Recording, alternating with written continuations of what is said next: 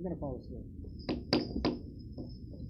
Good afternoon. We're going to call to order the West Lafayette Community School Corporation Special Meeting Board of School Trustees, Wednesday, July 8th, 2020. We all know by being outside that it's July, and I want to have first have an approval of the agenda for today's meeting. I need a motion, please. Moved by Dr. Springer. Second. Second by Mr. Marley. All in favor of the motion, please say aye. Aye. Aye. And opposed? Opposed. And I'm seeing Rachel Witt is here as well, though she's not in town today, but she is here, and that motion does carry. New business, I have none. We'll go directly to the topic of today's meeting. That is the reopening plan for the 2020-21 school calendar. And Rocky, you're up.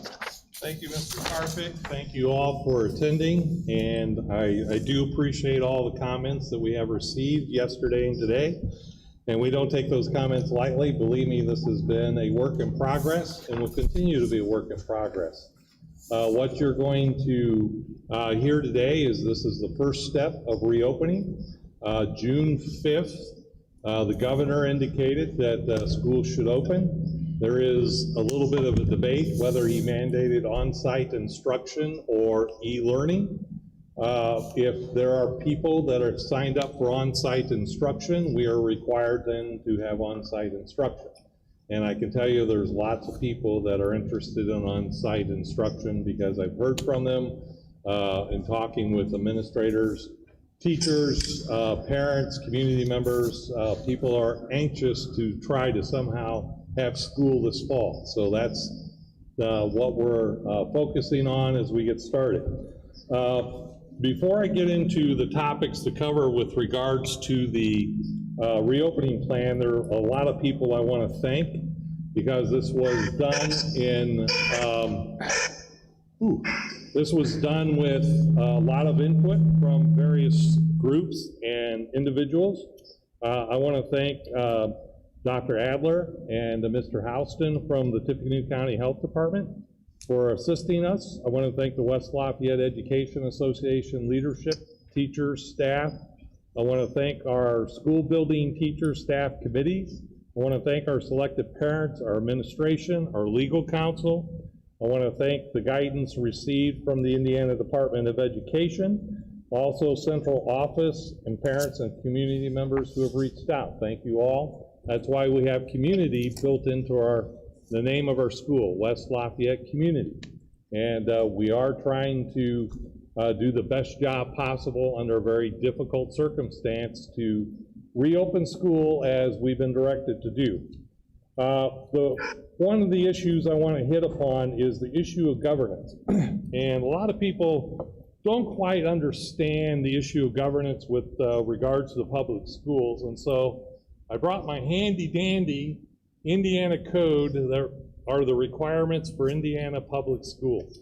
So if you get bored this summer, it is Title 20.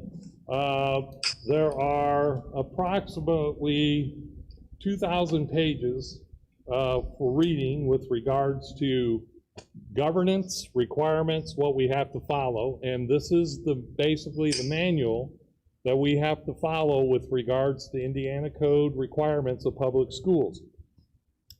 The question always comes up is what can you enforce as a public school and what can you not enforce as a public school? Student discipline is covered in here.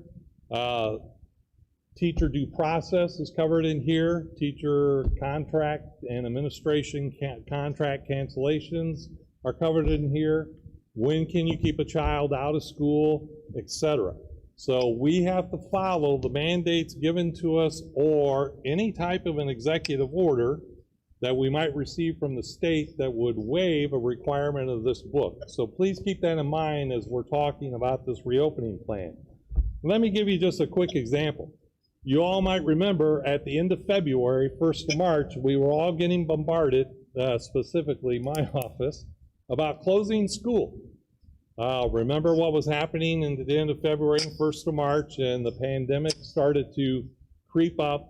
We were getting inundated in my office with regards to closing school. And what I kept trying to explain to people is until a waiver or an executive order is given, we could not close down school. And I even had some patrons say that I was lying, that I was hiding behind bureaucrat statements.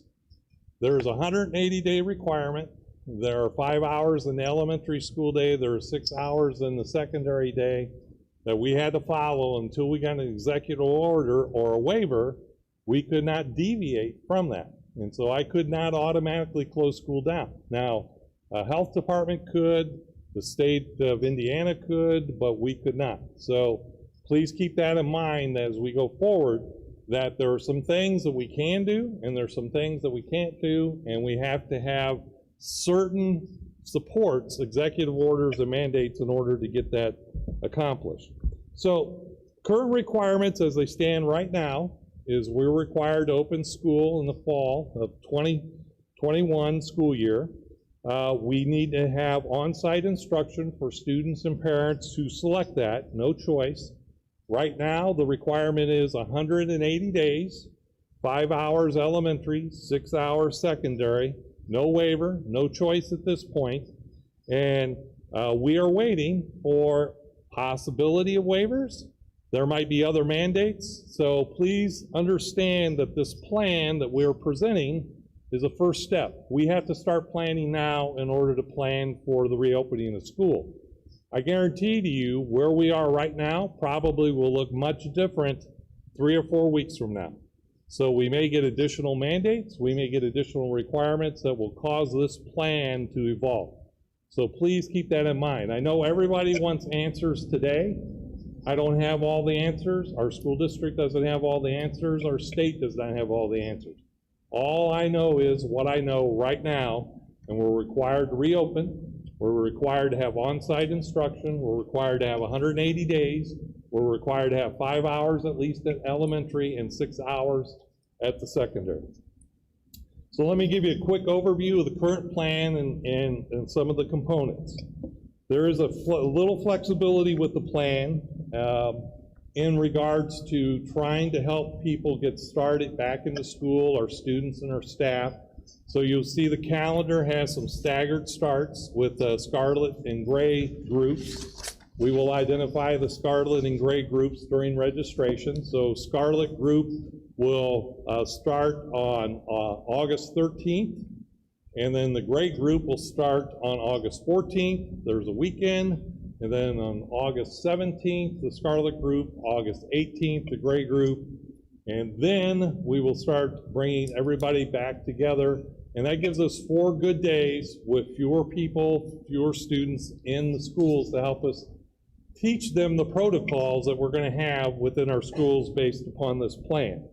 We have required student and staff training that we're going to provide on Wednesday, August 12th, in which staff will be on site for learning about COVID-19 and signs and protocols and procedures. And then our parents and students will receive an instructional link that you can also receive training on COVID-19. In our plan, we have what we believe we can enforce, and we have recommendations and guidance based upon legal counsel, based upon our local county health officials, based upon our resources. The things that we know that we can enforce and the things that we can't enforce, we try to address all those issues based upon where we currently are right now. We will have a virtual learning. We will have virtual learning for any student that has a medical, physical issue that can be documented medically, and or they have someone at home that has a medical, physical issue in which they should not be within a crowd, be within social gatherings. During registration, parents can choose a virtual option learning component if you give us a medical documentation with regards to it. We are going to hire an outside vendor so that we can take care of those students and take care of those families as we get started. More information about that will be forthcoming. We're going to focus primarily on on-site instruction and create a part-time, if you will, e-learning blend for students that are coming to school and maybe on occasion have to be absent because they have to self-quarantine, they're not feeling well. Because one of the checklists, we don't want students in school if they're not feeling well. So we've put an e-learning component attached to the on-site instruction because as I've told our teachers and as I told our administrators, we don't have enough staff at this point to have them teach all day here in the schools and do e-learning at night for the kids that don't have a medical excuse. Now that may change as we get closer to the start of school based upon additional resources we might receive, based upon registration. So those are some of the things to keep in mind. We are putting together checklists, safety protocols, PPE equipment. We're trying to do everything that we can to ensure that when people come to school, they'll be safe, and we're going to try to do this with fidelity. There have been some specific questions with regards to our plan. I'm going to try to address very, very quickly. Alternating student days so that half the students are in school at any given time the entire school year. There's not enough calendar days to get the 180 days in to do that. I've already counted. We can't do that. We can do it for the first 4 days, and so we've chose that option. What about mandates? Can we mandate testing? Can we mandate masks? Can we mandate taking temperatures? We tried to address that in the preface of the plan. We are going to require, when social distancing is not allowed, masks within our schools. Masks may not be required all the time. If I'm in a small group instruction and I can keep social distancing, we may not require those masks at that time. If I'm in choir, a mask will be required. If I'm in a large group instruction, teachers can set their rules based upon what they need to keep themselves safe and their students safe, much like we do for any academic program. Choir, band, orchestra, vocational, all the classrooms have varying rules based upon the needs of that classroom. And so we have told the teachers that if they mandate masks in the classrooms, we will support that. Now, the enforceability is the issue because the corporation at this point is waiting for mandates for enforceability. Therefore, that's why we have rendered the language about masks the way that we have within our plan. There's a request for separate e-learning for students or for parents who don't want to send their students to school. We might be able to do that, but I won't know until registration. And registration, we're going to start early around July 20th. The problem that we have is I don't have enough math, science, language arts, teachers, etc., to have replication of an educational system, but there may be some opportunities if we have maybe a little decrease in the number of students coming to school, or we have some staff members who want to volunteer and have a medical issue. We have still yet to work on that. So you're going to have to be patient with us and give us a little time. We want to get information and preferences from our community and from our parents. We're going to do that during registration. That's one of the reasons why I've been asked, why didn't you send out a survey? We're actually going to do live data survey in our registration process so we know preferences and we can figure out staffing, etc. Please understand, here's a big issue which a lot of people don't understand. It won't work like it did last time, where we were closed and everyone stayed employed. If we don't have kids in school, and if we're not open, and if we're shut down again and we have to do e-learning, there could be a lot of issues with regards to laying off staff because we won't need all the staff. So that's something that we're watching very closely. You're going to have discussions about. We have received money from the CARES Act, $143,000. We are using that for technology to purchase PPE materials. I've been asked what happens if the board does not approve the plan. We've been ordered to reopen. So if I don't have a plan to reopen, then we reopen like we always do. And I would suggest that that's not a good way to go right now. But if we're required to reopen, whether we have a plan or not, we're going to have to reopen. This plan allows us some local guidance and direction so our administration, teachers, and staff can plan that. We've been asked if we can police where people have traveled, where they've gone, and why just leave it to quarantine folks that are traveling outside the country. It's very hard to police where people have come from and what they've done. So we're going to do our best to try to figure that out, but we don't want to create a mandate that we can't enforce or we can't follow. But we're going to have internal protocols to try to help us determine those things. I've been asked, what can parents do to assist? You can follow the checklist, stay supportive, provide positive, constructive feedback, offer solutions, make sure you keep your children home when they're ill. We are requiring students to have masks on their persons when they come to school. And if a child doesn't have a mask, we're going to try to have those masks available so that we can help those children. We want to make sure that everyone is safe. Can this plan change? Absolutely. My recommendation to the board will be to accept this plan and to understand that if we get a new mandate, we get new requirements, the plan automatically adjusts if we get the right governing body per Indiana code to help us make those adjustments.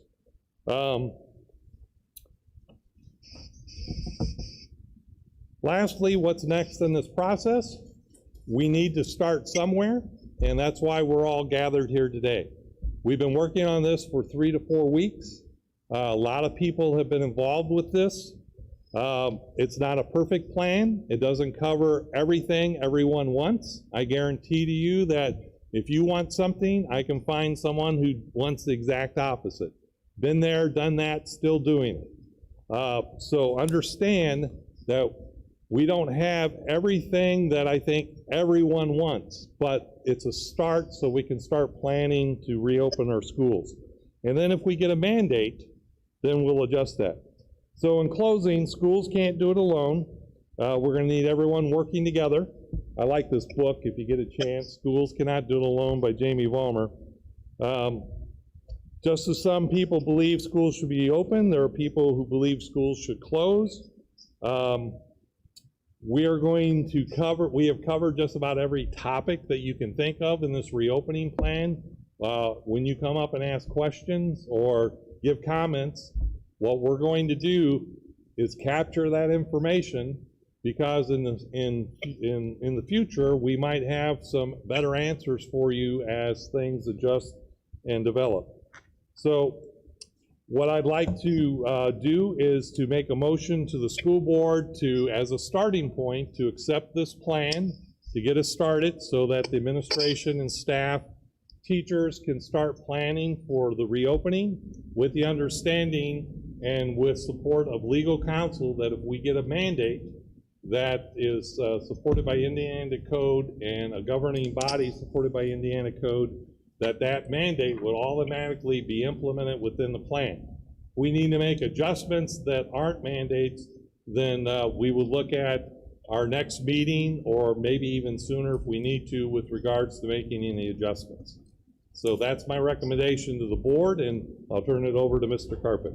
Okay, we're going to take a motion or take the motion and get a second, and then we will allow for public comment. There have been about 7 or 8 people that have signed up to talk. So I need a motion, please, to initially. So moved. Moved by Mr. Schott and a second by Dr. Springer.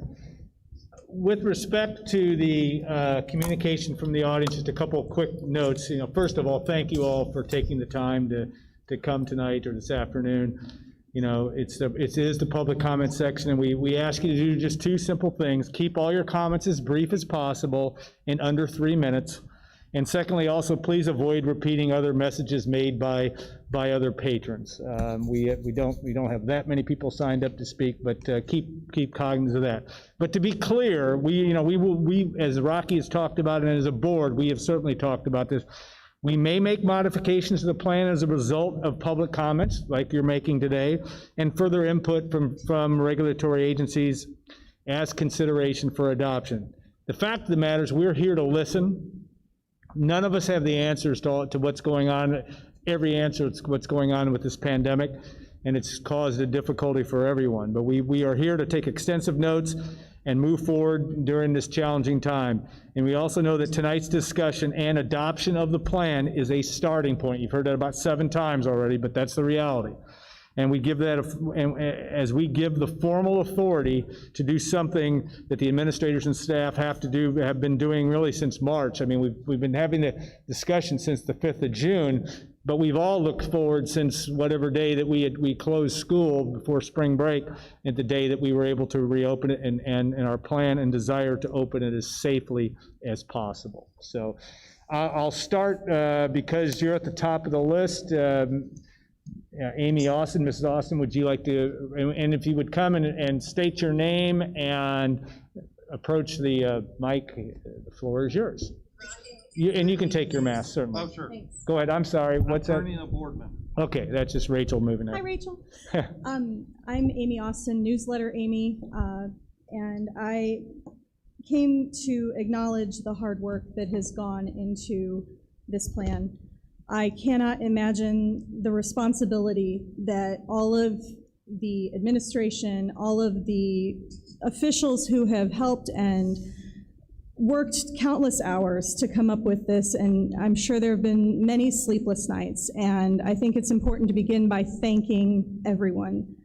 And I have a little story, so please bear with me for a moment. A couple years ago, I made Thanksgiving dinner for my family, and I planned the traditional turkey stuffing pie situation.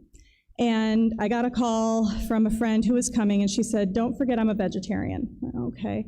Lasagna? She said, "Sure, I love lasagna." Okay. Adjust the menu, figure everything out, change the schedule.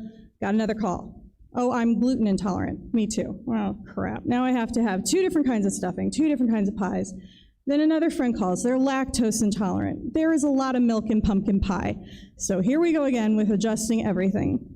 And those folks weren't being a vegetarian at me. They weren't trying to make my life difficult. They weren't trying to complicate the situation. They just had different concerns.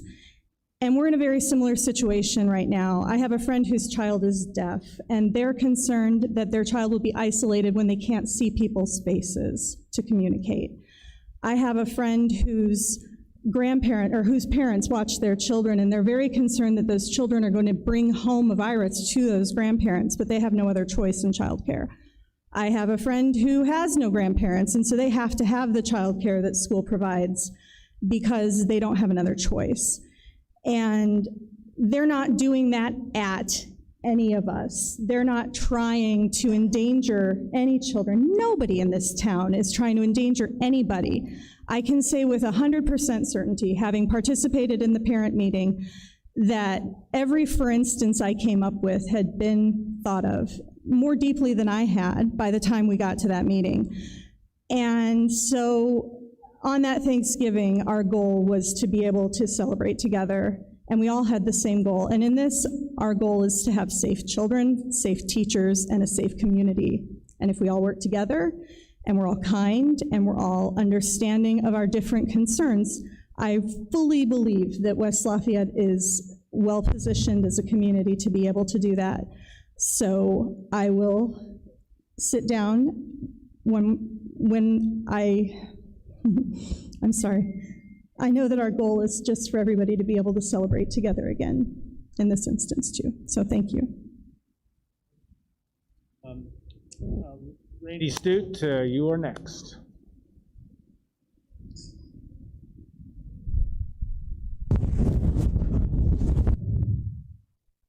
Randy Stute, I teach German at the high school. First of all, I want to say, yes, I agree with what Amy said about all the plan, and I appreciate everybody's input and the way we've made an attempt to try to think about all the different levels of problems.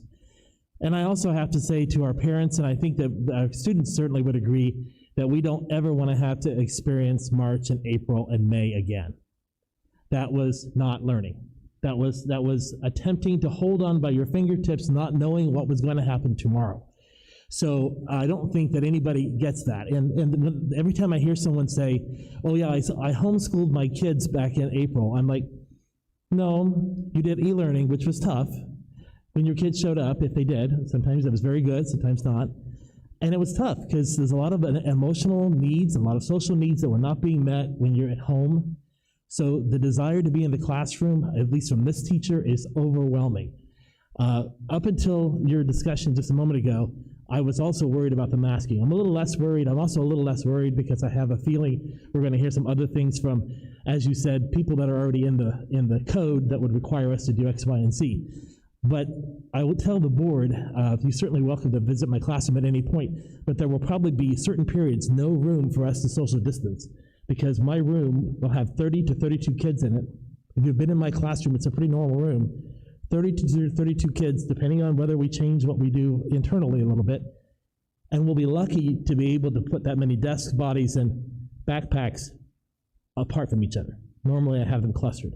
So I'm looking forward to it. I think it'll be a good thing. It'll be incredibly challenging because a lot of what we do in language, in almost all of our classes, we do a lot of kinetic work. That's got to be gone. So we're going to have to rethink that. But you know what? Your West Lafayette teachers are up to the challenge. I think our students are up to the challenge. And the one last thing I would say is I noticed that the governor has created a new plan called #MaskUpHoosiers. I would encourage us to do the same kind of thing, #MaskUpDevils. And to remember that when you, the student, who was perfectly healthy and had no problems, mask up, you protect me, the old guy. You protect Coach Wood, you protect your staff, you protect the other people in the building who have to be there. So the next time you hear somebody say, well, the young people don't get it, tell them, yeah, but most of our staff isn't necessarily young, and we can't do this without us. So we're all in this together, and I think the same thing is true with whether it be the custodian or the principal, whoever it may be. We all want to work together, but it's impossible to do if we don't protect each other as well. Thank you. Next up, and I apologize if I mispronounce the name, but Hane Sakata, you are next on our list if you are here. And again, I apologize if I mispronounced. Go ahead. Hi, thank you for opening this to the public today. My name's Hanai Sakata. I'm a parent. My son is a 8th grader at Westside. I'm just here because I really wanted to urge and make my opinion known that I really hope that you offer a virtual option to all families, even without the medical condition. It's my understanding that TSC will offer a virtual option to families, whether they just, it's just up to them. I just hope that Westside offers this. I think it will be a benefit for everyone. It will mean easier social distancing. It will mean just a safer environment, and it'll benefit the community because we all know that Purdue will also be coming back to town at the end of August. So the numbers have been relatively low in our community, but this pandemic is far from being controlled, and I think we're going to see an uptick. So please, please, on behalf of me and many other families, there's a very lively debate right now on Nextdoor, and the overwhelming majority seems to be in favor of having a virtual option. So please consider this. Thank you. Thank you very much. Thank you. Mary Dell Forbes, you're next.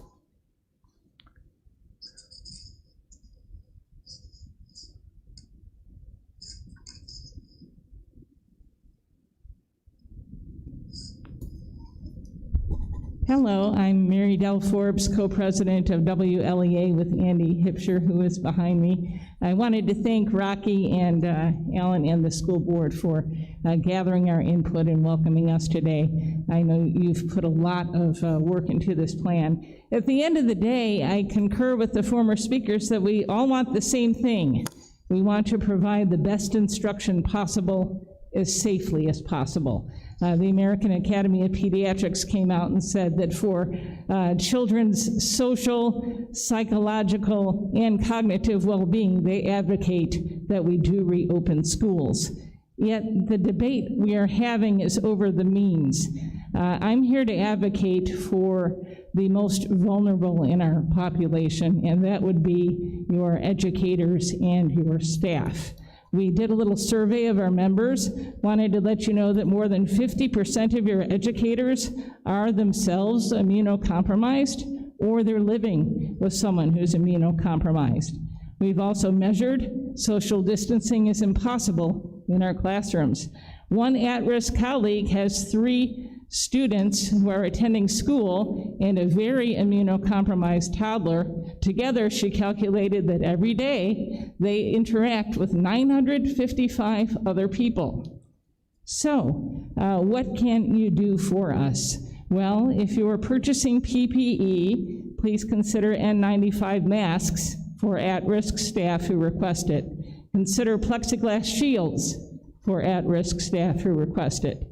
Consider possibly moving your most vulnerable staff to classrooms with window for more air circulation, or give them the option to teach from home. And finally, although mandate is a tricky word legally, the ISTA attorney doesn't necessarily concur with the interpretation legally that you have had. So if we can mandate masks in the buildings in which that would be practical, junior, senior high, as we transition in the hallways, possibly Willis, more than 50% of us would welcome that as well. A wise person once said, we'll never know if we've been too cautious, but we will know if we haven't. Thank you for your time. Thank you, Idell. Thank you, well said.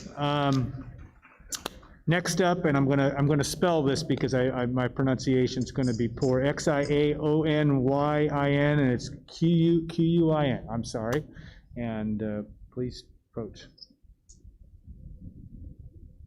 Thank you for providing this opportunity. My name is Xiaoming Chen, and I have 2 kids attending West Lafayette Community School District. And I do not against school reopening, as I understand that many families have such needs. They cannot stay at home to watch their kids. But please, however, also provide e-learning options to those families and parents who have concerns, who feel not comfortable to send the kids to the school for in-person class. So we sincerely request the school district as can provide such opportunity to this group of parents and the kids without notes from doctor's office. And we also request the school district can consider about like the teachers, the senior teachers, or who have health conditions. So maybe also provide options for them to choose in-person class or online class. Them who choose to teach online can teach those groups of students who opt for the online class. So thank you so much for this opportunity. Thank you very much. Next up is Ninghu Lin, I'm sorry, and if I probably got close but didn't get it. Thank you.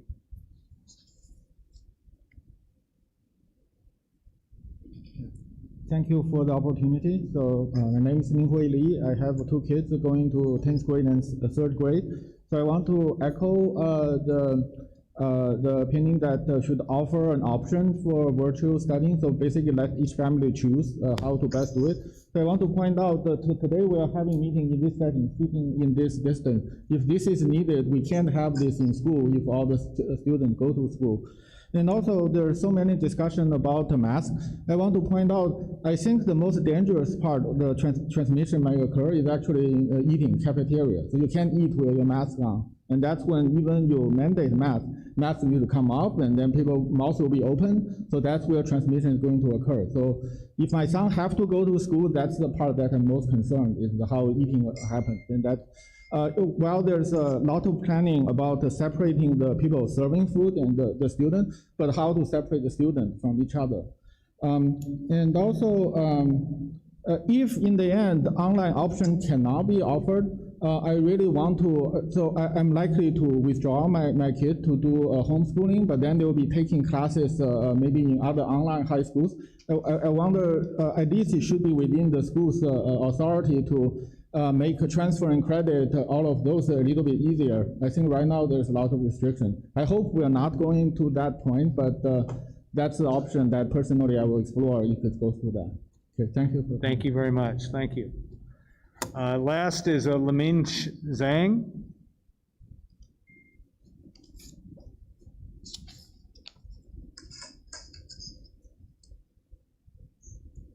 First, I want to thank you for everything you have done, for the school, for the students.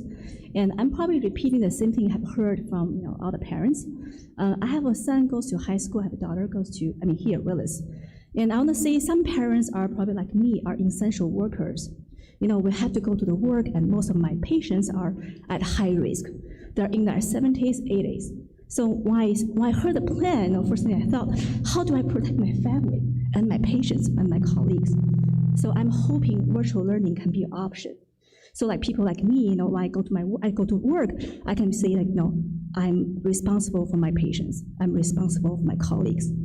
Again, so I'm repeating the same thing as all the parents. Please consider virtual learning as an option. Thank you. Thank you. That's all that the folks that signed up. And we'll now begin with discussion among the board prior to voting on the motion. Any questions, discussion, and it will also include that for Rachel as well. I do have a question about the virtual learning component for people who have a medical documentation with regards to what are we requiring. I think that we need to be specific. If a family member has a medical condition, we don't have the right to know what that is. And I think that we need to be more specific about what we're looking for in terms of documentation from those families, because some adults may not wish to share what their medical condition is, but they may have one that predisposes. All they need is a doctor's note indicating that they have a situation right, and that they don't need to be in school. Right, and I think that maybe we need to, I think there's been some misconceptions about that, or, I think it's not clear to some people. And It will be on the registration. Okay. Yeah, the plan can't cover everything. I understand that. And we will in our registration process, make sure everyone understands what we're looking for, and it's just a medical documentation that says that the student has a home life situation or a medical situation that prevents them from being in school. Okay. And the other question that I have is with regards to masks, and obviously I've had this conversation multiple times, but I do have concerns about what is going to be our policy for students who may end up in a classroom with a teacher who is not enforcing a mask policy, and that student doesn't. And are we willing to work with the administration to maybe move that student to another teacher's classroom that does have a mask policy where that student would feel more comfortable? We will do our best to reshuffle if we can do so. Credits at the high school becomes a little bit more tricky because of the qualifications needed at the level with regards to specific subjects. It's hard to talk with a mask on. And Bob, I didn't introduce Bob Riley, our legal counsel, who's been working with us on all of this. The issue comes into the enforceability and what we are going to have to try to do to help all of our kids and help all of our teachers. And we're going to do the best that we can with the situation that we have unless a mandate or a requirement adjusts what we're talking about in this. And Bob, you may want to add some information. Well, let's, this whole concept of mandates is troublesome to everyone. And we know that the governor of the state can issue a mandate and we have to follow it. As a school corporation, we have powers that are delegated to us, and there's kind of a chain of command. And our chain of command is different than municipal governments or local government. We have to report to the Indiana Department of Education, and then the governor has extraordinary powers under these circumstances. So he is the individual who can say, you can do this and you can't do that. Now, we recognize that if our local county health board would make a decision to mandate something, in all likelihood, we would follow those directions, okay? Here's the problem with the mandate, and I think it's characterization, okay? The school corporation doesn't have the ability to enforce a mandate, first with children, because we have a concept called FAPE. And FAPE is free access to public education. We can't tell a student they can't come into class because they don't wear a mask. Now, there's an argument out there that, well, you treat it as a uniform, and I understand that. There's some lawyers that agree with that, but it's problematic. In regard to teachers, if a teacher chooses not to wear a mask and we have a mandate, our only course of action is to discipline that teacher for insubordination. That's not a real pleasant process, to be honest with you. I think the important thing to remember is we have told teachers that you can require your students to wear a mask in your class. In your class, okay? There should be no question about that. And so I think from that standpoint, we didn't make this an option. We didn't say masks are optional. We've urged and recommended it. And the urging and recommendation is what you're seeing nationally. CDC urges, recommends. They're not in a position to mandate anything. The mandates have to be left to individual governors. The other issue is if we mandate something, and I know you don't want to hear this, but as a lawyer, I worry about it. You establish a standard of care. And if we don't enforce that standard of care, and someone could bring a legal action against the school corporation. And I understand under these circumstances, the legalities might not be as important as the safety of the children. So I want to make it very clear. There's nothing about this plan that discourages teachers. We're encouraging it. We're urging teachers to insist that masks be in their classrooms. So it's a wording issue, and as lawyers mince words, and mandating is of in itself is kind of there's very few things we can mandate as a school corporation. All of our powers are delegated. Now I want to say something here, and I've talked to the city attorney about it. The city of West Lafayette cannot mandate that the school corporation require their students to wear masks or their teachers, okay? And that's not going to happen. It will not happen. What we want to do is encourage the teachers to require their students, as Dr. Killian said, to wear masks. So have I addressed that, Dr. Killian? Yes. Okay. Okay, other comments? I got a question, Alan. Yeah, Rachel, go ahead.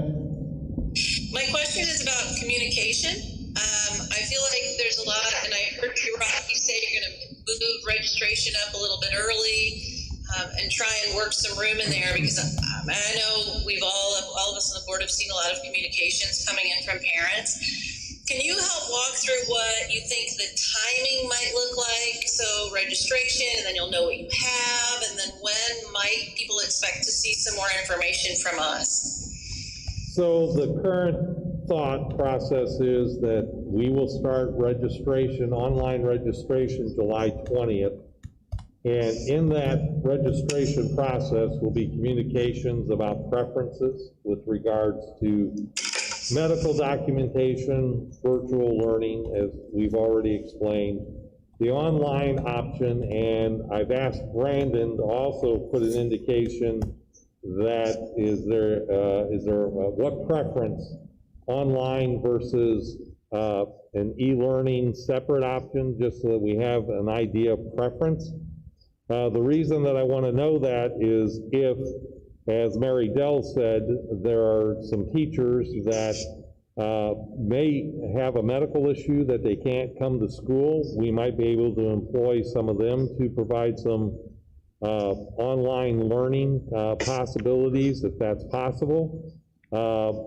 The issue that we have with regards to that as well, that we're trying to work through, at the elementary, it may not be so difficult as it is for credits at the high school when you have specific subjects needing to be taught by qualified instructors. So if we have a high school student that wants an online learning platform because they don't want to come to school, and I don't have a math teacher, a science teacher, a language arts teacher, etc., available to do that, that becomes a little problematic that we're trying to think through. But we think that after probably a week or two of online registration, I would say by the end of July, man, it's hard to talk. By the end of July, we should have a better picture of where we are with regards to what we can do next. And my hope is by the August 3rd board meeting, be able to provide to the board the various components, and if there have been any mandates or updates, with regards to that. So I'm fairly confident by August 3rd, we can have a lot of these questions answered and be able to finalize what programming we're going to have available for the 2021 school year, if that makes sense. It does. So that's something that we definitely could urge our families to do, is to get on and register early so that we can make the best decisions. That's something that would be really helpful. Yeah. Yep, good point. Okay, anything else, Rachel? Any other questions down the line?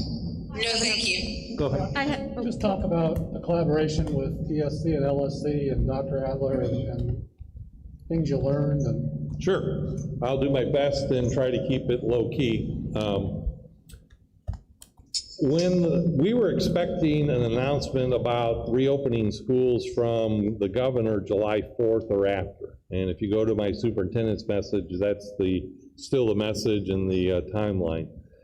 When we received information June 5th that the announcement was schools are going to reopen this fall, I immediately, the three superintendents immediately began working together to have conversations about how are we going to do this? Can we collaborate? Can we have similar plans? Can we have similar considerations? Because collectively, we can do a lot more than maybe individually. Now, each school district is going to be a little bit more individual because some have more resources and more staff than West Lafayette schools. One of the problems that we have, and it's actually one of our strengths as well, is we have smaller budget, we have smaller staff, we have fewer students in school, so we have, I think, a great community dynamic, but it also creates some pressures because we don't have all of the funding and resources that maybe a larger school district would have. That said, we agreed that we would work together on a collaborative process with regards to how we would do this collectively. And so we started out with the process that we might do more staggered starts at the beginning, but then the 180-day calculation didn't work out, so we couldn't do that. We did agree that we would work on an e-learning component for the on-site instruction for kids that are for a short time have to stay home because they're ill. We did agree that we would require masks to be on their persons and allow teachers and buildings the authority to have students wear masks when social distancing is not possible. So all of that language is very much the same. Scott Hamback put together a coalition of the public schools, the non-public schools, to meet with Dr. Adler, Mr. Houston, and the Tippecanoe County Health Department. We met with them several times. We vetted our plan with them. We've received guidance. We've received recommendation. Our plan that the plan that I've presented is based upon those recommendations and that guidance. And so we utilize the health professionals, we utilize the educational professionals, we utilize the legal professionals, we utilize the risk insurance professionals, and the plan that we have presented is what's being recommended and has been vetted by the aforementioned group. Statement arose. So is it it's my understanding from what you just said, and correct me if I'm wrong, that if the city of West Lafayette mandates masks, that would not be applicable to the school corporation? That's correct. And I think I've gotten concurrence from the city attorney on that. I had a talk with him about it. I don't think that's their intent. And we don't, they could regulate on criminal ordinances, things that we can't do. But as far as something like that, they don't have authority to do that. And there's a conflict in powers. And because we're under Title 20, we are recognized as a separate legal entity from what we do. And that is just not going to happen. They're not going to take an initiative that's directed at the school corporation. So it's my understanding that the only person besides this body, which you don't feel we have the authority to do, would be the governor or Dr. Adler, correct? IDOE, Indiana Department of Education, could also establish regulations, yes. Okay. And what is the policy for passing periods at the junior senior high school? Are masks required during passing periods?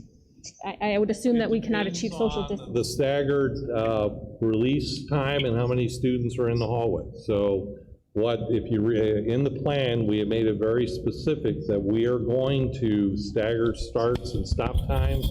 We're gonna have fewer people in the class, in the hallways. The administration's working on that. What I've heard from Mr. Schreiner is that if social distancing isn't capable, masks will be required in the hallways.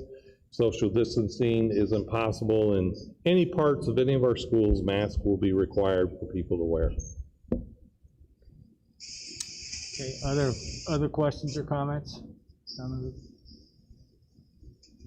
I think one of the, as an overriding theme here is, in the messages, our first goal and first duty as school board members is to provide a safe learning environment, not only for students, but for teachers and for administrators. And obviously in this situation, it's even more difficult and more of a challenge, but that doesn't mean we can't rise to that challenge. So we certainly take your comments as to heart. It's in our thought process every day as we work with our staff and work with Dr. Killian, because we want to have the best situation. We believe West Lafayette will rise to the occasion, but we also know that there are things outside of our control, one of those being the virus. So we appreciate the comments, very instructive, and today I appreciate the reasoned approach that all of you brought to the fore. So any other questions before we have our vote? Okay, all in favor of the motion, please say aye. Aye. Opposed? Opposed. Okay, we have six votes aye, 1 opposed. The motion carries. All right. Hey, Alan, Yes. I'm an aye too. Yes. So we had six votes with and one opposed. Okay, and now we'll move to next regular school board meeting, which will be, which we may have, does not include any other special meetings that could get called before then, will be on Monday, August 3rd at 6:30 p.m. I need a motion for adjournment, and I'll take a motion right now. So moved. Moved by Dr. Springer, second by Mr. Marley. All in favor of the motion, please say aye. Aye. And opposed? And opposed? And that motion carries. All right, thank you all for your attendance today, and we appreciate your time. Hi, Rachel.